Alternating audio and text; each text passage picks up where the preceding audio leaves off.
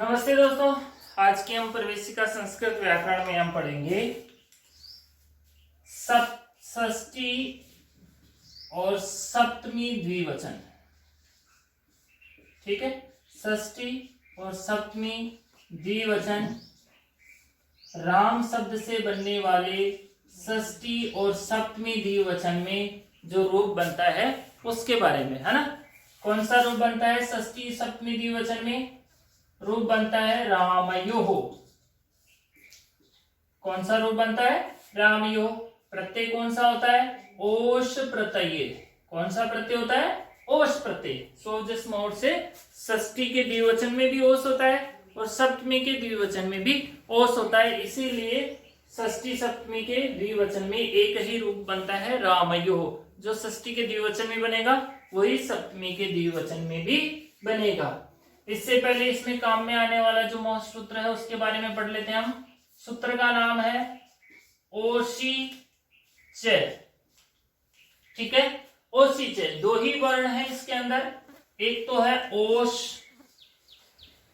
और दूसरा वर्ण है च।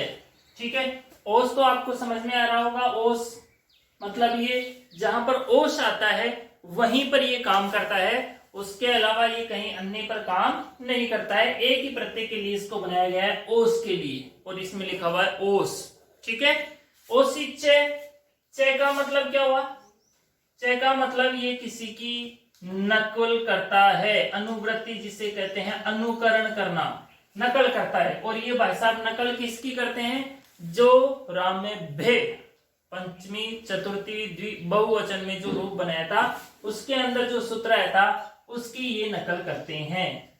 सूत्र बताइए आप लोग, कौन सा आया था? बहुवचनी झल्यत। कौन सा सूत्र था? बहुवचनी झल्यत। जो राम में बह सिद्धि बनती है चतुर्थी बहुवचन में और पंचमी बहुवचन में, उसमें ये सूत्र आया था।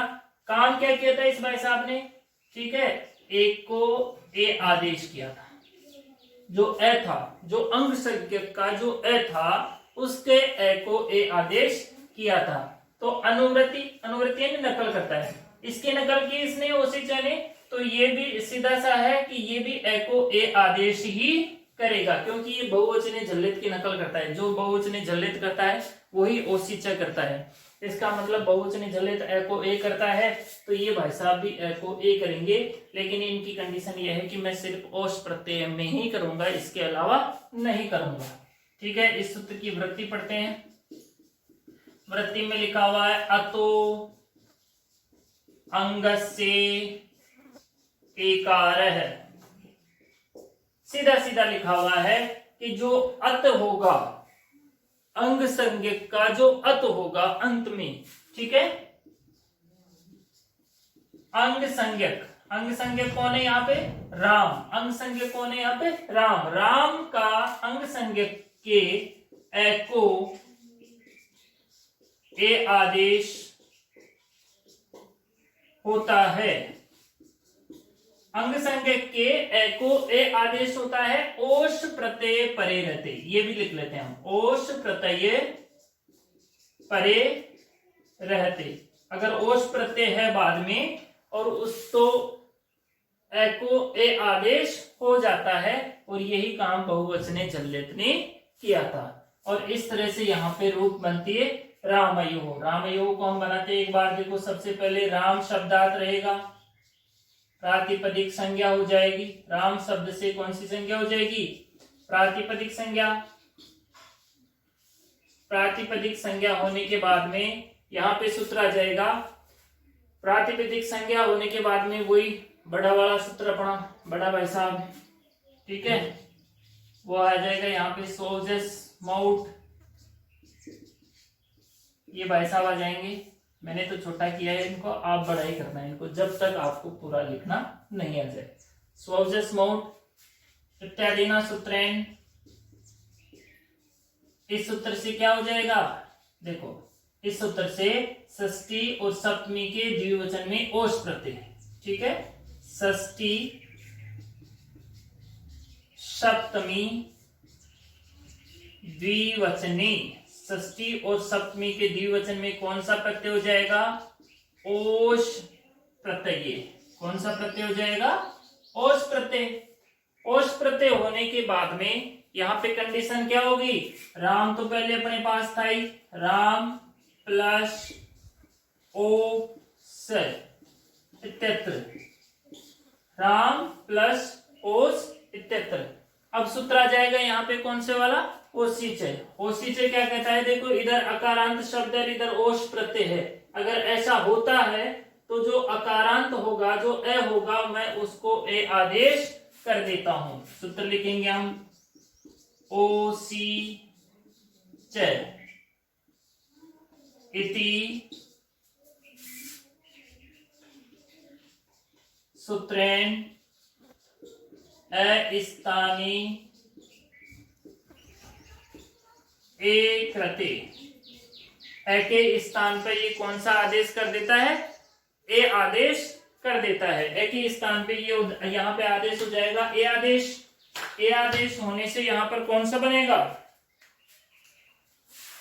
अब यहाँ पे ए आदेश हो गया तो यहाँ पे कंडीशन कौन हो गई? राम प्लस रामी प्लस ओस, ये स्थिति होगी।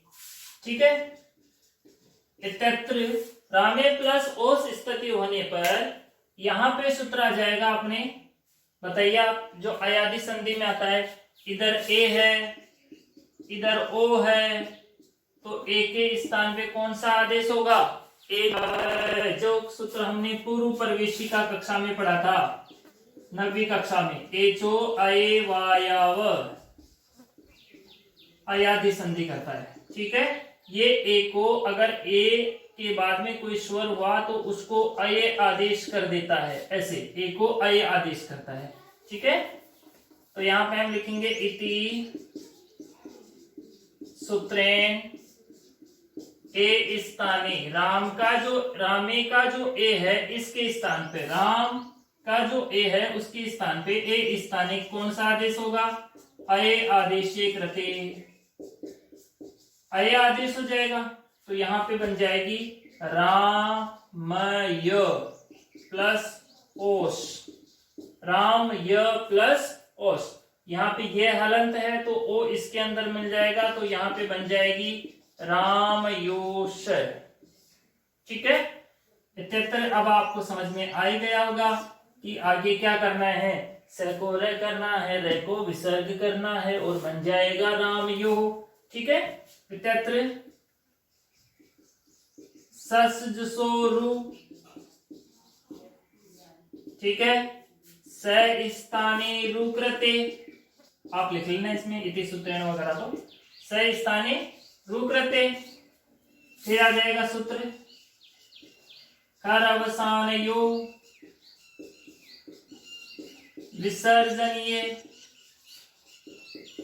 ठीक है, ये क्या करता है? र स्थाने विसर्ग करते हैं। र के स्थान पे कौन सा आदेश हो जाएगा? विसर्ग हो जाएगा। जब से के स्थान पे र के स्थान पे विसर्ग, तो यहाँ पे बन जाएगी अपने रामयो इति रूपम सिद्धम। ठीक है, इस तरह से हमने आज की क्लास में बनाना सीखा षष्ठी सप्तमी का द्विवचन ओष प्रत्यय रामयो कैसे बनता है। जैसे हमारे को ये याद रखना है कि षष्ठी सप्तमी द्विवचन में ओष प्रत्यय होता है, तो इसमें सूत्र भी ओसी से आता है, जो क्या करता है? ए को ए आदेश करता है। यही मोस्ट सूत्र है इसके अंदर। ए को ए आदेश हम जब कर देंगे तो रामे ओस बन जाएगा। एचो ए अवयव से ए के स्थान पे अय आदेश हो जाएगा, रामयोस बन जाएगा। ऋतु विसर्ग होकर के रामयो इति रूपम बन जाएगा।